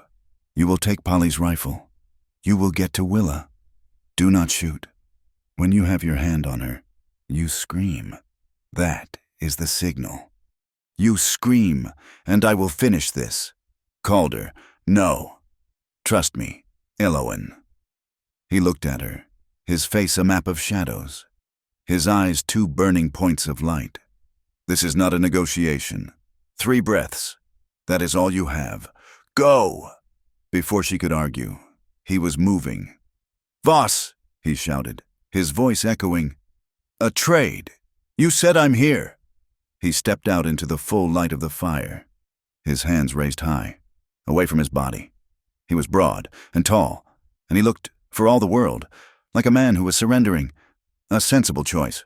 "Rourke," Voss called, his pistol gleaming. Bram Klein laughed. The other 2 men leveled their rifles at Calder's chest. All eyes were on the man on the bridge. Elowen moved. She slipped into the darkness, Polly's rifle a heavy, awkward weight. She found the ledge. It was, as he said, a foot wide, crumbling at the edges, 1,000-foot drop into blackness on her left. She did not look down, like the stairs at the freight depot. Her clumsy, oversized boots scraped the stone, the sound lost in the crackle of the fire. 1 foot, then the next. The numbers must add up. She was a shadow. She was a mother. She was a wraith made of pure, cold rage. On the bridge, Calder was walking slowly, his hands still high. "Let the child go. Voss, let me see her walk." "Patience, send the woman," Voss snapped, his eyes on Calder. "She's..." Afraid, Calder called, turning his head, pretending to look back into the darkness. She's coming, Elowen. It was the most brilliant, terrible performance she had ever seen. He was buying her seconds. Elowen reached the end of the ledge. She was behind them, 10 feet. The men's backs were to her. They were all watching Calder, a single, perfect target. She saw Willa's eyes, wide and terrified, flicker and see her. Elowen put a finger to her lips. Calder saw the change. He saw the flicker. One breath. Elowen tensed, raising the heavy rifle. 2 breaths. Calder's hand slowly, imperceptibly, lowered. 3. Now. Eowyn, Calder roared. Diving. It was a symphony of chaos. Elowen did not shoot. She screamed, a sound of pure, primal fury. And she swung the heavy rifle like a club, aiming for the back of Bram Klein's knees. The heavy stock connected. Klein howled in pain and his knees buckled. His grip on Willa loosened, his arm flying up in reflex. "Mama!" Willa shrieked, and she bit the hand that held her, her small, sharp teeth sinking into Klein's flesh. She broke free. "Willa! To me!" Elowen screamed, shoving the child behind her, spinning to put her own body between her daughter and Voss. Voss, his face a mask of shock, his trap undone, raised his pistol. He did not aim at Calder, who was now a diving, rolling shadow. He aimed at Elowen. "You!" he shrieked. A single shot. It exploded past her. The muzzle flashed blinding. Elowen felt a sharp, burning tear as the bullet ripped through the shoulder of her dress, grazing the iron button, searing her skin. But Calder was not diving for cover. He was diving for the other lantern, the one that sat by Voss's supplies. In one fluid motion, he had it. He was on his feet. "This," Calder roared, "is for my family." He threw the lantern. It sailed in a high, perfect arc. Not at Voss, but at the ground at his feet. It shattered on the dark, oil-soaked gravel. The world exploded in a column of white-hot fire. The whoosh was a deafening roar. The oil slick ignited, sending a wall of flame 15 feet into the air. Voss and his men were on the wrong side of it. Voss screamed, a high, thin sound, as the fire licked at his city coat. The other 2 men staggered back, their faces blackened, their rifles forgotten. The horses, tethered nearby, went mad with terror. They screamed and reared, snapping their ropes. And then, from the chasm below them, came the answer. Boom, boom! 2 thunderous shotgun blasts fired into the air. The signal, Ira McCord and Polly Dugan, hidden in the ravine. A second trap. The one Calder had really set. The sound, the fire, the echoes, it was too much. The panicked horses, now loose, charged. They thundered onto the stone bridge, a blind, terrified mass of horseflesh, trying to escape the fire. The bridge, old and natural, was not made for this. It groaned. A great, tearing, grinding sound filled the air. The far edge of the bridge, the section where Voss and his men stood, cracked and gave way. With a shower of rock and dust, half the bridge collapsed into the darkness, taking the screaming horses. And 2 of Voss's men, with it, Calder, already through the flames, had tackled Bram Klein. A single, brutal punch to the jaw, and the big man was unconscious. Elowen, holding Willa tight, watched as the dust cleared. Ephraim Voss was still there. He was dangling. The bridge had broken beneath him, but he was clinging to a single, sharp edge of rock, his fine boots kicking at the empty air, the black, bottomless chasm yawning below him. "Help me!" he shrieked, his voice thin with terror. "Rourke misses. Rourke, please help me. I'll pay you. I'll give you Pike's Run anything." Elowen, her face smeared with soot, the bullet hole in her dress still smoking, walked to the edge. Willa was clamped to her leg, sobbing. Elowen looked down at the man who had hunted her, and tried to kill her. She raised Polly's rifle. Voss flinched. "No, please." Elowen looked at his terrified, pale face. She looked at the heavy, legal-looking cuffs on Bram Klein's belt. She lowered the rifle. "No," she said. and her voice was as cold and hard as the stone. "You wanted the court, Ephraim. You wanted the law." She turned away. Calder was there. He understood. He took the handcuffs from the unconscious Klein. He knelt by the edge, near Voss's scrabbling hands. "The court will hear you this time," Calder said, his voice flat. He did not pull him up.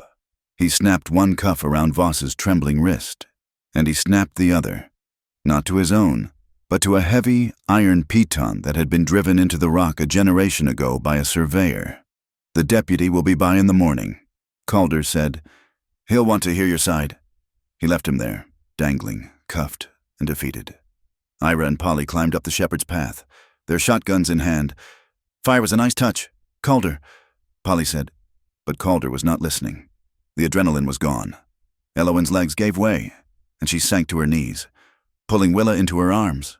Calder walked past the cuffed man. He walked past his neighbors. He walked past the fire. He stopped in front of his wife and his daughter, and he knelt. He dropped to his knees on the hard, sharp stone, his face black with soot. He did not speak. He just opened his arms.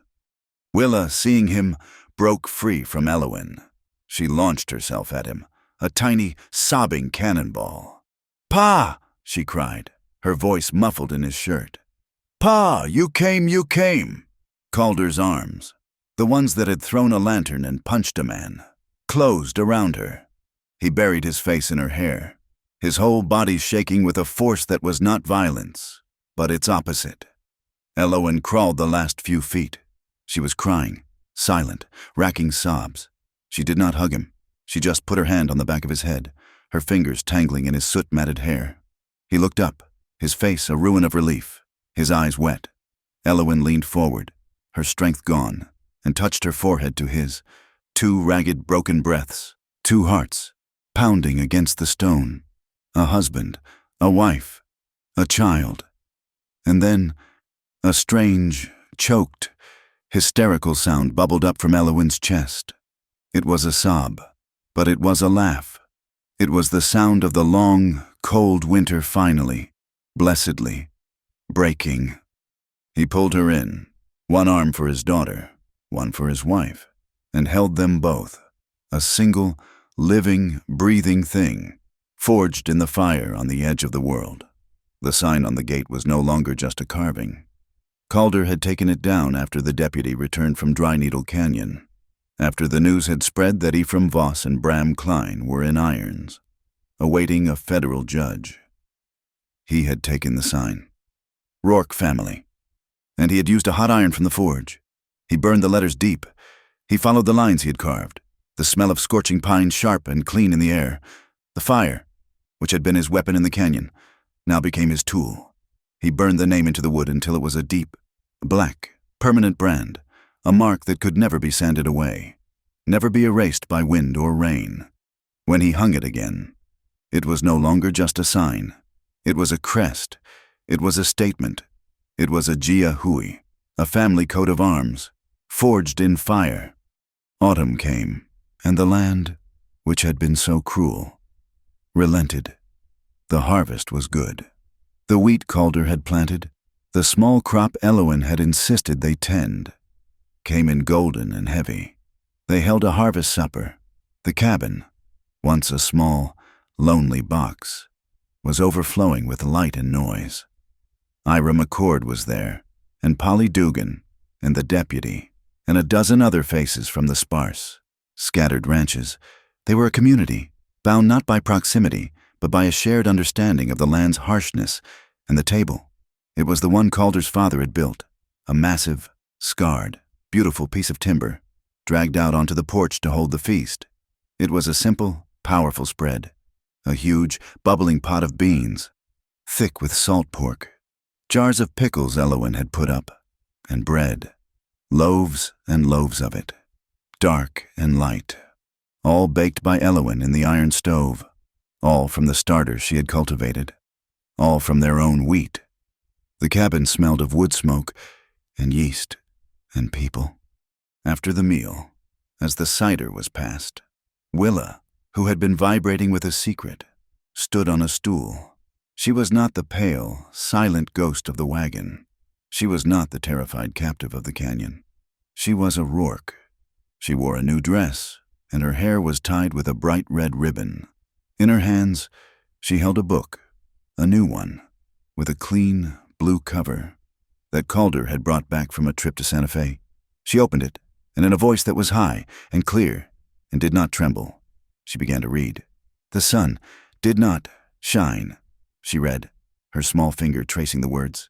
"It was too wet to play, so we sat in the house all that cold, wet day." She read an entire page, fluently, perfectly. When she finished, there was a moment of stunned, proud silence. And then Ira McCord started to clap, his big hands a thunderous applause. The porch erupted. Men whistled, and women cheered. Willa, her face bright red with pride, launched herself from the stool and into Calder's arms, burying her face in his neck. Polly Dugan, watching from the corner, caught Elowen's eye. She raised her cider mug and winked. "That," she mouthed, "is your girl." Later, the neighbors had gone, their lanterns bobbing away into the darkness. The cabin was quiet, reset, the dishes clean. Willa was asleep, the blue-covered book clutched on her pillow. Elowen was by the hearth, the fire low. Calder was at his table, checking the ledgers, a task he now shared with her. Elowen came to him. In her hands, she held a small, fresh loaf saved from the supper, still faintly warm. She did not hand it to him. She placed it on the table, on the open book of numbers, covering the debts and the profits. She put her hand on his. "That day," she said, her voice soft, "by the broken wagon, you gave me half a loaf of bread, and then you gave me your name." He looked up at her, his face quiet in the firelight. "Today," she said, her fingers sliding over his, "I give this back to you. It is not bread for survival. It is bread for our life, the one we built, the one we earned." He turned his hand over and laced his fingers through hers. He did not speak for a long moment. Then he reached into his shirt. He pulled out a folded paper. It was not a court summons. It was a heavy vellum document, tied with a ribbon and sealed with the same red wax of the Santa Fe court. He placed it in her free hand. The judge was impressed, Calder said, his voice rough, "with your ledgers and your testimony. He said the territory needs more honest bookkeepers and fewer honest thieves." She unfolded it. Her eyes scanned the legal text, whereby the child, Willa, is hereby and forevermore declared the legal and natural daughter of Calder Rourke and Elowen Rourke. It was the adoption, sealed, final. The last tie to Ephraim Voss, to Missouri, to the fear, severed forever. Her hand, holding the paper, began to tremble. Just a little, a small, faint echo of the terror that had lived in her for so long. But her eyes, when she raised them to his, were steady. They were clear and bright and full of a love that was as solid as the mountain. Her smile, when it came, was not the small, broken twitch of a survivor. It was the full, golden, unguarded smile of a harvest. He stood, pulling her with him. He led her to the door. They stepped out onto the porch. The night was cold, the stars so close they looked like chips of ice. The moon was a high, silver sickle. From the beam above, Willa's swing, the one he had built, creaked softly in the night breeze. Kee, kee, a rhythmic, peaceful sound. In the fields beyond the gate, the cut stalks of their wheat rustled. Shh, shh, the sound of a full, safe harvest. Calder put his arm around her waist, pulling her close, sharing his warmth. Elowen leaned her head against his shoulder. She looked through the window, into their cabin. The fire cast a warm, orange glow, and on the beam above the hearth, the carved sign, Rourke Family, was dark, a shadow of permanence, a promise, a lamp that would not go out. She turned her face up to him. She did not wait. She did not ask. She tilted her head, rose on her toes, and touched her lips to his. It was a kiss of the deepest, most profound peace. It was not the desperate kiss of relief, or the first, questioning kiss of discovery. It was a kiss of home. It was not hidden. It was not hurried. It was a kiss for the stars, and the land, and the house. It was a kiss that said, "We are here, in the far, far distance." The cry of a single crow faded into the night. The road, the long, dusty track that led to their gate, was empty. It no longer carried the threat of the past. It was just a road. It was a path. They both knew it would not stay empty. The road, in this land, was always bringing someone. It was bringing the lost, the broken, the hungry. But this time, the woman who had been lost and the man who had been isolated were ready for the hungry. They had bread for the lost. They had a name, and the high western wind, the wind that had once scraped the world raw, now whispered through the Rourke family's wheat, and for the first time, it sounded like laughter. Thank you for listening to this story. We'd love to hear your thoughts, so please leave a comment below and let us know where in the world you're listening from. Let's connect and share our reflections. If you enjoyed this journey, please subscribe to Wild West Stories 1850. Give this video a like, and consider supporting us further by hitting that hype button, so this story can be heard by more people.